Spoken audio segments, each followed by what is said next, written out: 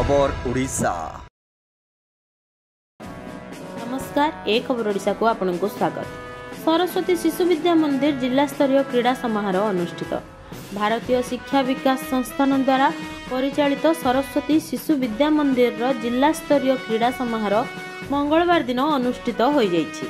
जलेश्वर भोगराई बाल्यापाड़ बस्ता ब्लॉक रे थिबा शिशु मंदिर छात्र छात्री माने एथिरे भाग नेथिले।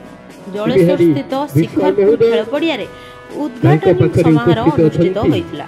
एथिरे संस्थान राज्य संपादक गौरांग विश्वाल सभापतित्व करी क्रीड़ा संपर्क में सूचना देथिले। मुख्य अतिथि भावे प्राक्तन प्राध्यापक विपिन बिहारी विश्वाल जोगदे क्रीड़ा द्वारा बंधुत्व और भाईचारा सृष्टि हेबा सहित खेलुआड़ मनोवृत्ति सृष्टि होइथाय बोली कहिथिले। मुख्य वक्तव्य भावे डॉक्टर अजित कुमार महांती जोगदे क्रीड़ा मनीष को आमोद प्रमोद देवा सहित उत्तम स्वास्थ्य सृष्टि करथाय बोली कहिथिले। सम्मानित अतिथि भावे संस्थान जिला प्रमुख दीप्तिकांत पाढ़ी अवसर प्राप्त प्रधान शिक्षक प्रफुल्ल गिरी प्रमुख जोगदे क्रीड़ार उपादेयता संपर्क में कहिथिले। जिला संयोजक रविनारायण पात्र मंच आह्वान अतिथि परिचय और धन्यवाद प्रदान करथिले।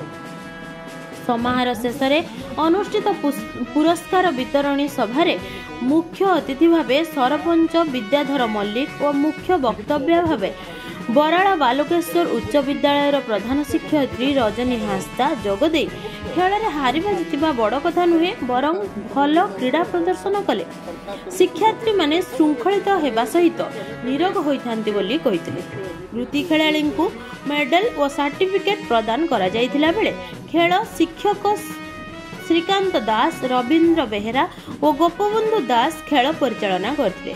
एही समारोह रे 211 जन छात्र छात्री भाग नैथिबा बेले कृतित्व अर्जन करथिबा खेलाड़ी माने आसंता 20 तारिख रे कलिंग स्टेडियम रे हेबाकु थिबा राज्य क्रीड़ा समारोह रे भाग नेबे बोली जणाइछन्ती।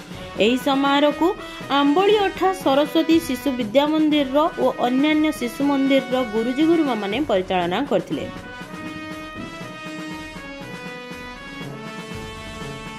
जलेश्वर रविंद्र पात्रंक न्यूज एक खबर ओडिशा। आम चैनल को लाइक शेयर कमेंट और सब्सक्राइब करंतु।